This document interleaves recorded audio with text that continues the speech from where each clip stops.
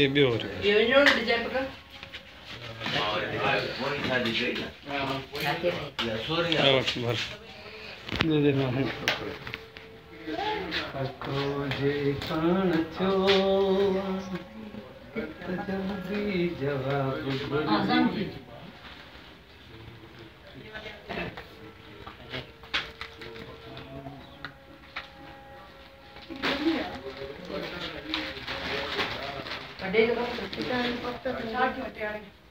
sponge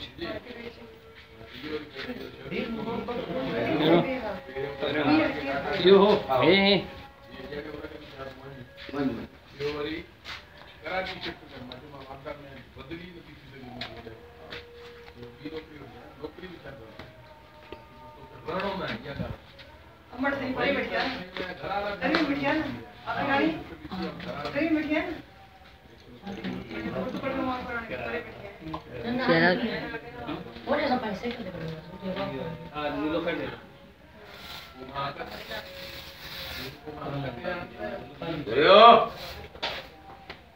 जीवा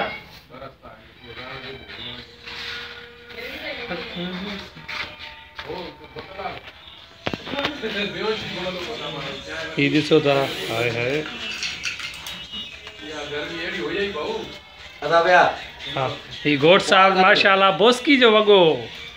जेको पाए रहियो आहे शादी वारे ॾींहुं कुंवार भी तव्हां ॾिसो था 13 साल 3 महीननि जी लगी पई आहे गर्मी त आहे छा कयूं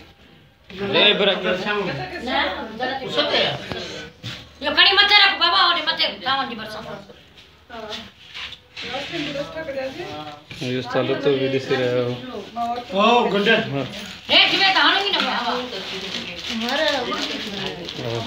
हाणे त हीअ असांजो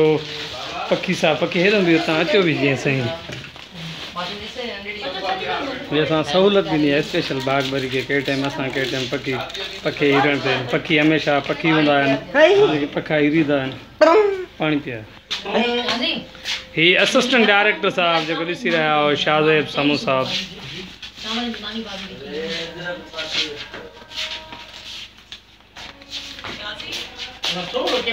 ज़ोएब काॾे वियो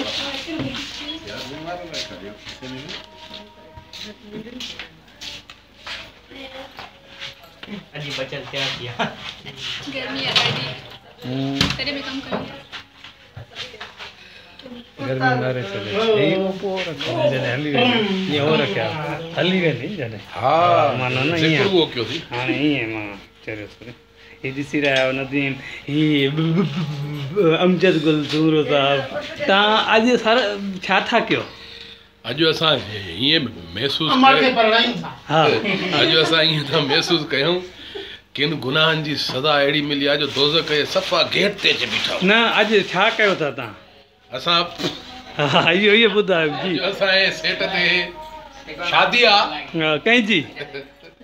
बाग भरी नालो वो तव्हां जी छा ते वो ड्रामे में तो मां आहे हां पर मां उन बी शादी सा कराई पाण सा कैसा मामे पो हाणे तो मामो माना शादी ना निकाह न थियो उन दा मामे पुनल ना वो मामो हो कावड़ को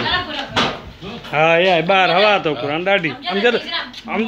चीनी त देखा अमजद बाहर शादी असा करायूं ता पांजी बाहर हवा थी मामे पुनल सा चीनी अच्छा किथे जो आंटी हे दिसो था हे नकली है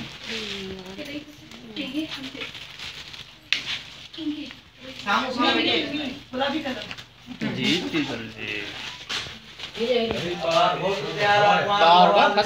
बस कुंवार भी आने चाहे छो